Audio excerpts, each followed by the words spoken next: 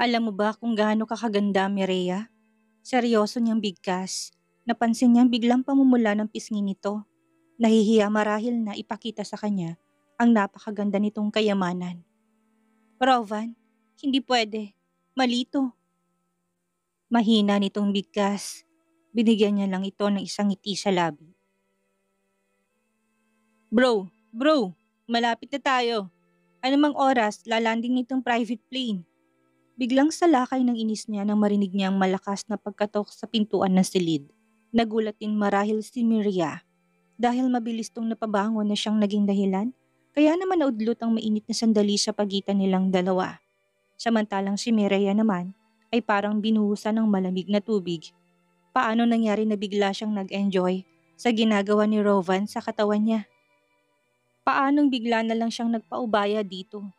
Gamit ang dalawa niyang braso, kaagad niyang tinakpan ng nakabuyangyang niyang boobs na kanina inumpisa na ni Rovan na lantakan. Nahihiya siya dito kasabay na biglang pag-iinit ng kanyang pisngi. Alam niyang sobrang pula niya ngayon dahil sa matinding kahihiyan. Oo, pumayag siya sa gustong maging laro ni Jonas, pero wala din naman sa plano niya na lubos-lubusin ang pakikipaglandian dito kay Rovan. Nakakahiya. Ano na lang ang iisipin ni Rovan sa kanya ngayon?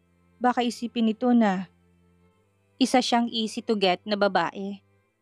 Shit, mabuti pa't hindi ko na isinamang lalaking yan. Narinig niya pang sambit ni Rovan.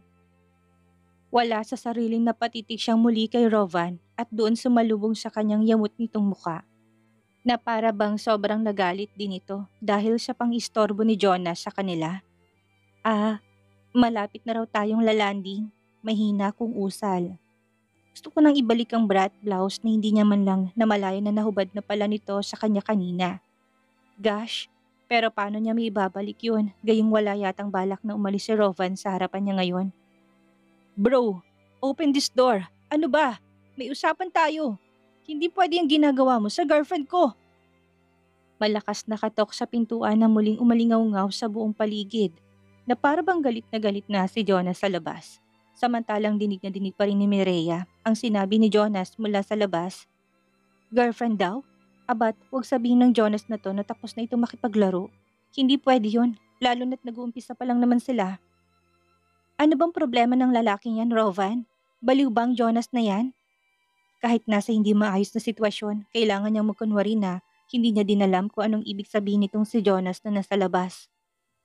Huwag mo nang pansinin pang taong yan. I think malapit na tayong lalanding.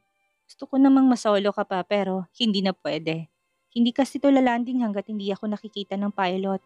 Seryoso nitong sagot. Sabay dampot nito sa nahubad niyang bra kanina. Akmang agawin niya sana ito pero hindi niya na nagawa pa sa takot na baka makita nitong kanyang boobs. Ayos na ako, Rovan. Kaya ko ng sarili ko. Ako nang bahalang. No. Nakalimutan mo na ba? Ako ang naghubad nito sa'yo kanina. Kaya dapat lang na ako din ang magbabalik. Nakangiti nitong sagot. Hindi niya tuloy mapigilan ang mapangiwi. Nalintikan na. Paano ba to? Kung itong magsusuot sa kanya nun, bubuyangyang na naman ang boobs niya sa lalaking to. Na hindi pwede. Masyado na nakakahiya. Ngayon pa lang parang gusto niya na yatang pagsisihan kung bakit sumama pa siya dito kay Rovan sa private room na ito eh. Kung hindi siguro sa malakas na katok ni Jonas. Baka tuluyan na naangkin ni Rovan ang iniingat-ingatan niyang yaman. Hindi makatingin ng diretso si Mireya habang binabalik ni Rovan sa katawan niyang bra na nahubad nito kanina sa kanya. Makulit ang lalaking to. Ayaw papigil at gusto talaga na ito na magbabalik sa naturang kasuotan kaya kahit na ayaw niya. Dahil nahihiya nga siya ay wala na siyang nagawa pa kung hindi ang pagbigyan nito. Wala kaysa naman sa magtagal pa sila dito sa loob ng silid, hindi ba? Yun nga lang, alam ni Mireya na sobrang pula niya na dahil sa sobrang kahihiyan na nararamdaman niya sa puso niya. Parang gusto niya na lang na bumuka ang lupa. Itong eroplano at ihulog na lang siya para matapos na tong kahihiyan na nararamdaman niya. Hindi din nakaligtas sa paningin niyang matinding pagnanasa na nakalarawan sa mga mata ni Rovan habang binibihisan siya. Hindi naman siya tanga para hindi niya malaman na nagpipigil din. Marahil itong si Rovan para angkinin siya. Heist, sa susunod kailangan niya na sigurong mag-ingat. Dapat kasi dumistansya na muna siya ng kahit konti dito kay Rovan. na hindi na muna siya magpadala basta sa pahalik-halik nito. Yes, gosh, pero paano na to? Aminado din siya sa sarili niya na medyo nasanay na siya sa pahalik-halik ni Rovan sa kanya. Ilang beses na nga ba siyang nahalikan nito? Well, hindi pa niya alam dahil hindi niya na kayang bilangin pa. Bastang alam niya lang sa sarili niya na masyado siyang nag-e-enjoy sa piling nito. Masamak na mas nagiging masaya siya sa piling nitong si Rovan kumpara kay Jonas. Kay Rovan kasi, ramdam niyang pagpapahalaga nito sa kanya, unlike kay Jonas na oo, sinasabi nito na palagi na mahal siya. Pero kabaliktaran sa mga kilos nito, nagawa pa nga magloko, hindi ba? Mireya, Rovan, open this door. Ano ba? Muli siyang napukaw sa malalim na pag-iisip ng kumalabog na naman ang pintuan ng kwarto. Narinig niya pa nga ang marahas na buntong hininga ni Rovan bago mabilis itong tumayo. Maayos na din naman ang kanyang pananamit kaya mabilis na rin siyang napasunod kay Rovan. Pagkabukas nito ng pintuan, hindi niya mapigilan na mapasigaw sa gulat nang bigla na lang sapakin ni Jonas si Rovan. Sa pulo sa pisngi si Rovan pero hindi to nagpatalo. Binigyan niya din ng malakas na sapak si Jonas sa pisngi na siyang naging dahilan. Kaya nawala ito sa balanse tumandusay sa sahig ng eroplano. Shit! What is your problem, asshole? Galit na duro ni Rovan kay Jonas. Akmang susugurin pa sana nito si Jonas na nakahandusay na nang mabilis niyang nahawakan to. No, don't. Please Rovan. Baka kung anong mangyari sa kanya. Mahina akong sambit. Mabuti na lang talaga't naging mabilis din si Leticia. Dinaluhan nitong nakahandusay na si Jonas at tinulungan na makabangon. Anong problema ko, ha? Sinong matinong boyfriend ang matutuwa sa ginagawa mo ngayon, Rovan? Galit naman na sigaw ni Jonas. Nakabangon na to at takmang susugod ulit kay Rovan nang pigilan to ni Leticia. Girlfriend? Who's girlfriend? Nang uuyam ang boses na sagot naman ni Rovan dito. Si Mireya. Jowa ko siya at ipinagkatiwala ko lang siya sa'yo. Bro, ano ba? Wala na bang halaga sa iyong pagkakaibigan natin? Galit na sigaw ni Jonas. Kahit na nagkukunwari lang din si Mireya na may amnesia siya, nagulat din siya sa sinabi ni Jonas ngayon lang. Sa mismong harap nilang apat, umamin na si Jonas na siya ang girlfriend. Pero bakit ganun? Wala siyang nakapana kahit natuwa. Lalo na nang napansin niya natigilan din si Rovan at makikitang matinding pag-aalala na nakaguhit sa mukha nito habang nakatitig din sa kanya. Anong girlfriend? Ano ba? Jonas, lasing ka ba? Para kang tanga eh. Hindi mo magandang biro yung sinasabi mo. Kunwaring naiinis niyang sagot. Well, ano pa nga bang pwedeng maging reaksyon kung hindi yun lang? Abat buo ng desisyon niya at magkukunwari talaga siya na may amnesia. Lalo na't gusto niya na lang na makawala ng lubusan sa manlolokong Jonas na to eh. Mireya, babe, may amnesia ka eh, kaya hindi mo ako naalala pero nagsasabi ako na totoo.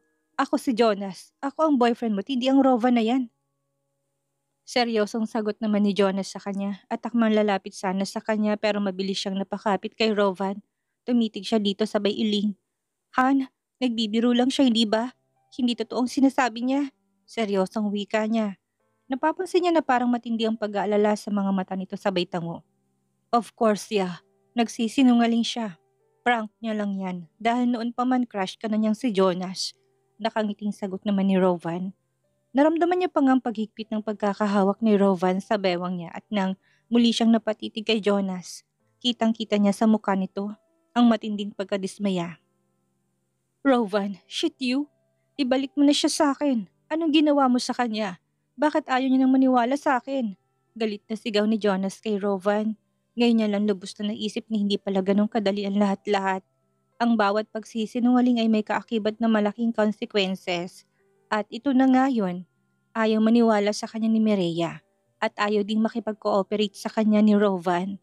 Paano niya pa makukuha ulit ang babaeng iniibig niya kung ganito? Magsisi man siya ng maraming beses pero mukhang huli na. Sa ilang araw lang na ipinagkatiwala niyang nobya kay Rovan, ang laki na rin ay pinagbago nito. Mukhang lunod na rin kasi si Mireya sa mismong kaibigan niya eh. Pero hindi. Hindi siya papayag ng ganun-ganun na lang. Gagawa siya ng paraan para makuha ulit si Mireya kay Rovan sa kahit na anong paraan. Mahal niya si Mireya at hindi siya papayag na hindi matutupad ang pangarap na si Mireya lang ang gusto niyang maging asawa niya. Sa kabila ng away na namamagitan sa magkaibigan, maayos na lumanding ang private plane na sinakyan nila sa isang private helipad ng resort. Magkahawak kamay na bumaba sila Rovan at Mireya, samantalang nasa likuran nila si Jonas. Tahimik habang nagliliyab ang mga mata sa galit na nakatitig sa likod ni Rovan. Darling, hayaan mo na muna si Mireya. Dahil siguro sa amnesia kaya ayaw niya maniwala sa'yo ni ikaw naman talagang boyfriend niya eh. Hayaan mo na muna. Once na bumalik ang alaala niya, tsaka kung kusa rin siyang babalik sa'yo.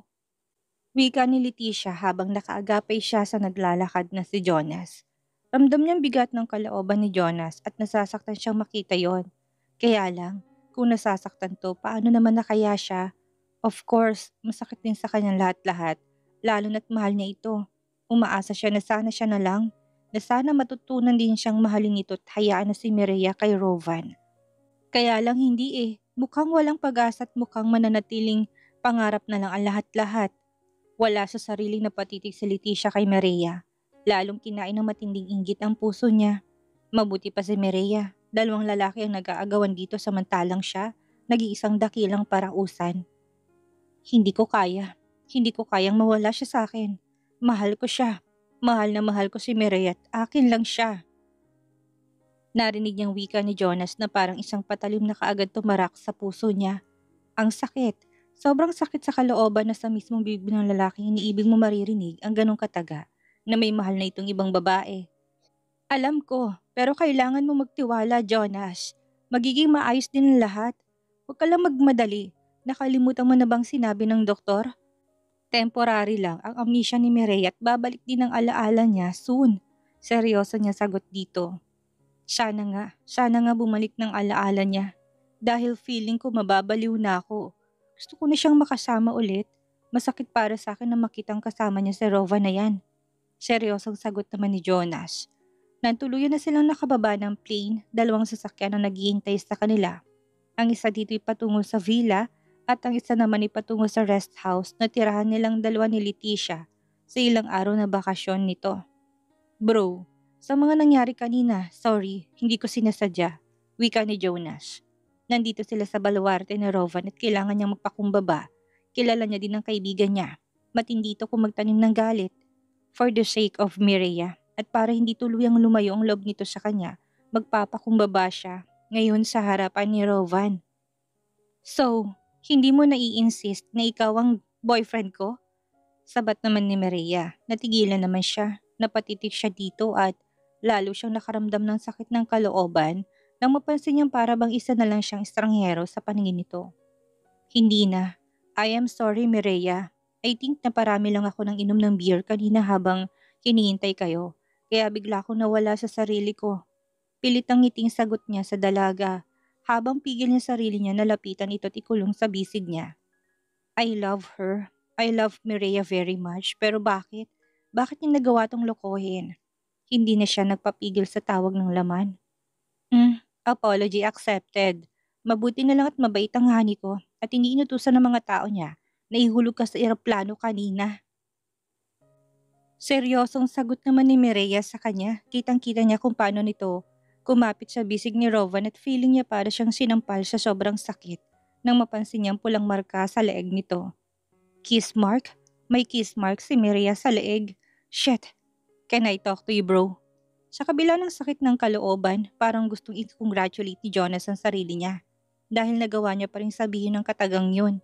Gusto niya ulit makausap itong si Rovan para mapakiusapan na kung ano man ang plano nito kay Mireya ay wag na sanang ituloy.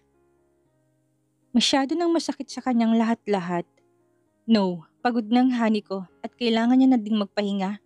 Seryosong sagot ni Rovan. Pagkatapos noon, inalalayan na nito si Mireya na tuluyan ng makasabay sa loob ng sasakyan. Wala nang nagawa pa si Rovan kundi ang manahimik na lang. Patuloy niya sinusundan ng tingin si Mireya at tumaasa siya na sana bumalik ng alaala nito.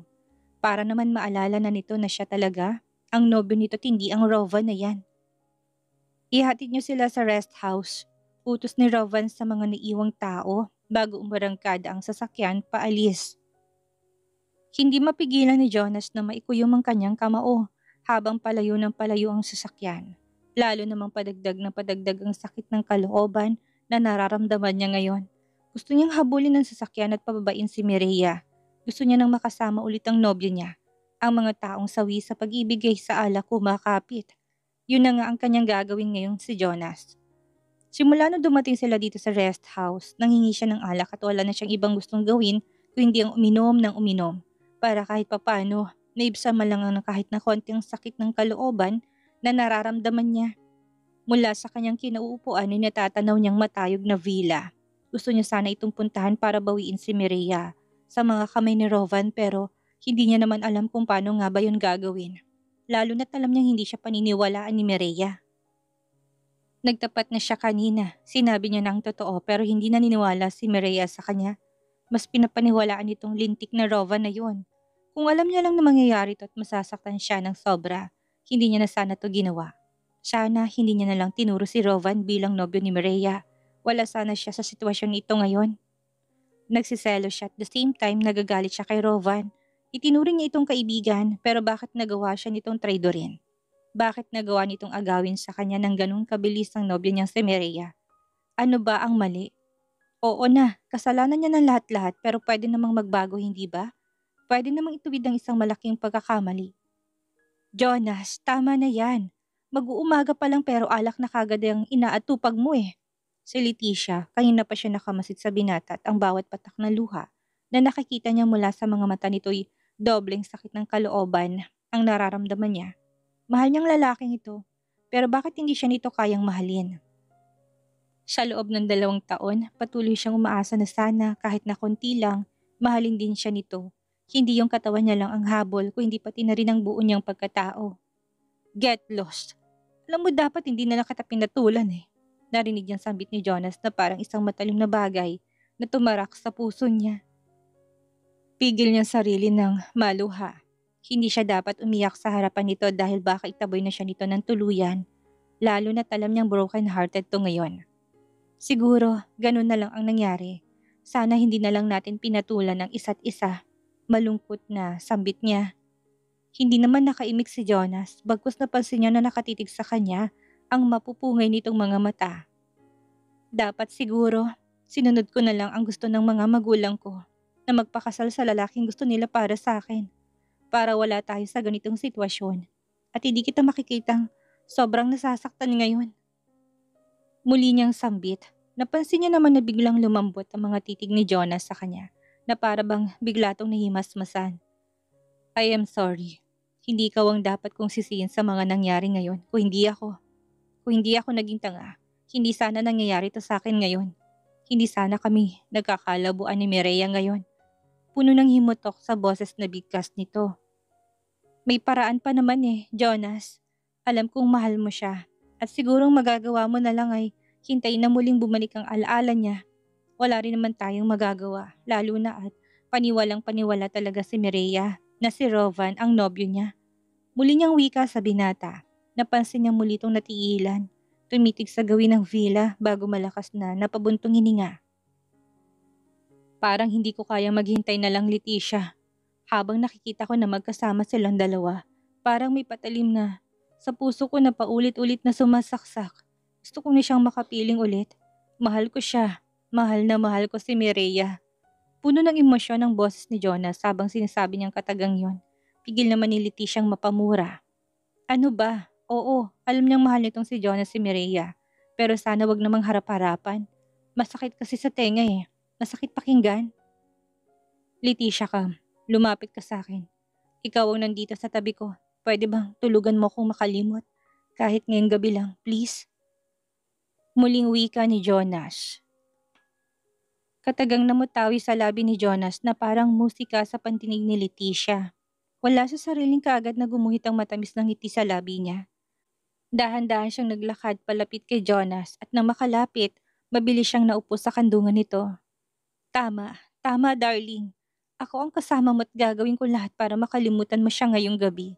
Nandito tayo sa isang napakagandang lugar nito at hindi ka dapat magpadala sa lungkot na nararamdaman ng puso mo. Ako ang kasama mo at sisiguraduhin kong magiging masayang araw natin sa paraisong lugar na ito. Nakangiti niyang sambit sa binata. Pagkatapos niyang sabihin ang katagang yun, kusa niyang dinampot ang baso nito na may lumang alak at Walang sabi-sabing tinunggayon. Kaagad na gumuhit sa lalamunan niya pinaghalong init at pait na siyang nagbigay sa kanya ng lakas ng loob para kusang idikit ang labi niya sa labi ni Jonas. Yeah, kaya kita hindi mahindian dahil sa mga ganitong galawan mo eh. I know that you're the best pagdating sa kama, Leticia. Maayos kitang na-training dyan. Kaya wala kang ibang gagawin ngayon kung hindi ang paligayahin ako para makalimutan ko si Mireya kahit na saglit lang. Mahinang bulong naman ni Jonas sa dalaga. Pagkatapos sabihin ng katagang yon, mabilis na naglapat ang kanilang mga labi para silang uhaw sa isa't isa dahil sa matindi nilang laplapan. Parehong mapusok na para bang sabik sa isa't isa. Hanggang sa isa-isa nang natanggal lahat ng saplot nila sa katawan. Walang itinira na kahit isa para malaya nilang mahaplos ang kanilang mga balat. Jonas, mahinang bulong ni Leticia sa hangin. Ramdam niyang mainit itong labi sa kanyang balat. Ang bawat haplos nito ay puno ng pagnanasa. Ang mainit itong mga palad ay lalong nagpasabik sa bawat himaymay ng kanyang laman. Isa ito sa mga dahilan kung bakit sobrang nabihag siya ni Jonas. Masyado kasi itong magaling magpabaliw sa kama. I need a blowjob. Do it. Seryosong utos ni Jonas sa dalaga. Nakuha naman ni Leticia kung anong ibig sabihin nito. Kaya kagad siyang lumuhod sa harapan ng binata. Gamit ang nanginginig niyang kamay, hinawakan niyang matigas ng pagkalalaki nito at walang sabi-sabing basta na lang sinubo. Hindi naman mapigilan ni Jonas ang maipikit ang kanyang mga mata. Dahil sa sobrang sarap, ang mainit at masikip na bibig ni Leticia ay lalong nagpadarang sa kanya.